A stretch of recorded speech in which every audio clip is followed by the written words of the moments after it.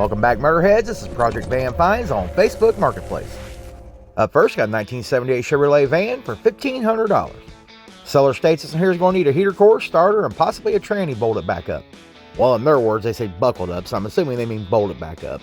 So it may need a transmission. But overall, the body on the van doesn't look to be in too bad a shape. So what do you guys think of this one here for that $1,500? Up next, 1979 Ford Econoline for $2,300. This one here is rumored to have a V8 and an automatic transmission. Also, they have not had it running. You can see it's had some better days, but for what they're asking for, the body appears to be fairly solid on this old van. There's a little bit of rust issues. But, you know, hey, this is a 70s custom. It's got a lot of the 70s custom traits left over on it. But I don't think it's awful bad for the price. Now, what do you guys think? Now, I think I would try to get a little bit better since it is not running. Thinking you might need to go ahead and factor in the cost to put a new motor, possibly a new transmission in it. But overall, I think you got something to work with here. What do you guys think of this little Ford? Up next, we got this 1973 Chevrolet Shorty for $3,500. This one here is a 6-cylinder with a 3-speed with a joystick in the floor. Overall, this is not a bad looking little Shorty, and these little Shorties are getting harder to find. Now, with every Shorty, you're going to find some rust. Well, hell, any of the vans from the 70s, you're going to find some rust on them. This one here is not in too terrible shape, but I definitely would look a little deeper into that rust, and I'd definitely get up on that roof and double check that roof and see what kind of condition it's in up there. And if the van's got carpet in the back, you might want to lift that up there because it has some problematic areas in that floor. Them floors like to rust out on these vans. What do you guys think of this Shorty? Leave it in the comments. Next, got a 1977 Ford Econoline for $5,000. This one here is rumored to have a 351 Windsor with an automatic transmission. Well, if you're into the patina look, this van definitely has a lot of that. I know a lot of people don't really care for patina, and a lot of the people just consider that just a rusty vehicle. But, you know, I can go either way. I like some patina sometimes. As long as they're not a complete rust bucket, I don't mind that sun bleach roached out kind of look. Kind of gives them a little bit of character, if you ask me.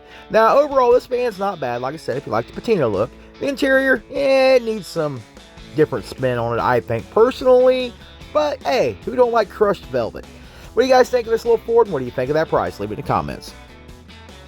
Next, 1991 Ford Econoline for $15,000. This one here does have a fuel-injected V8 with an automatic transmission and also has a custom camper interior. Now, this is a sharp-looking van. There's no denying that. Digging the slot mags that's on there.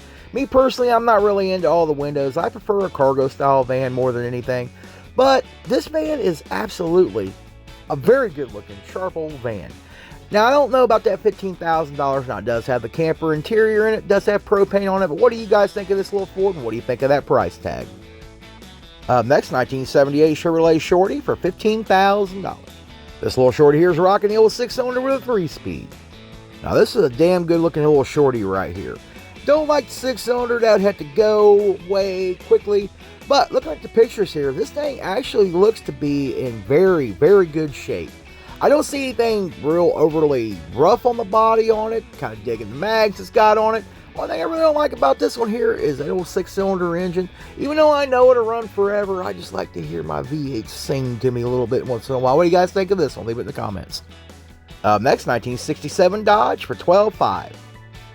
This Dodge is rumored to have a 318 with a 727 automatic transmission. And, boys and girls, this one here's got the 4-wheel drive conversion. I'm digging the color of this van. I really don't get into the old Dodge vans. That color combination, yeah, I'm kind of digging this one here. And that 4-wheel drive kind of made it cool, made it a little more interesting to me for it being a Dodge. And it's really not in too bad a shape, honestly. Guarantee you don't see too many of these old Dodge vans that have been converted over to a 4x4. The interior is pseudo-okay, but what do you guys think of this little Dodge? Leave it in the comments.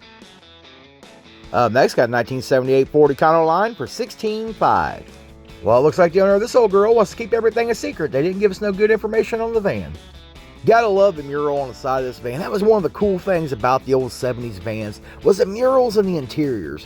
Now I'm going to have to admit something. Even though I'm a Chevy guy, I absolutely love the Ford Econoline van.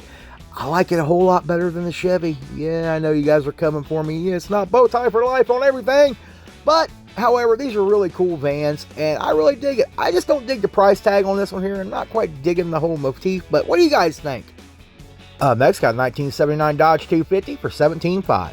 This van here is rumored to have a new 360 in it with 5,000 miles and a new transmission replaced in 2023. Well, there's no denying it's a damn good looking old Dodge here. Not really a big fan of the brown, but however, the brown's actually working on this one here. The flames, not so much. And even though I like flames on about everything, I'm not digging him on this van. I think it's just a style. Now, one other bad thing about this guy's post is he didn't put a lot of good pictures on it. You're asking that kind of money. On how many times I gotta say it, you gotta put good pictures of your vehicles up. But what you guys can see, what do you guys think of the old Dodge? Leave it in the comments.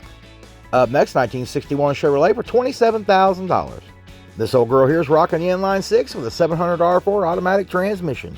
Not gonna lie, I'm digging the hell out of this one here, boys and girls. I love the old school flames. I love the old school white walls on this here. Come together nicely on here. I don't agree with that $27,000 price tag. These things are a little hard to find. You can still find them, but most of the time they're sitting in somebody's field and they have no plans on getting rid of them until they take them to the scrap heap when them prices are up. Well, that's all I got for you today. If you liked today's video, smash that like button, consider subscribing, and I'll see you in the next one.